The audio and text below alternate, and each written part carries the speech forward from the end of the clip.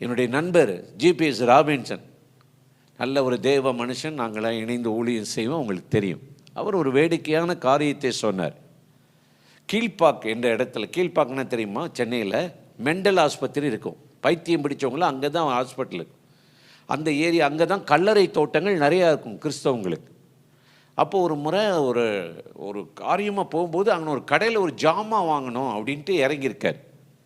இறங்கி நிற்கும்போது அங்கே ஒருத்தர் ரொம்ப சோகமாக ஒரு கிறிஸ்தவர் உட்கார்ந்துருந்துக்கார்.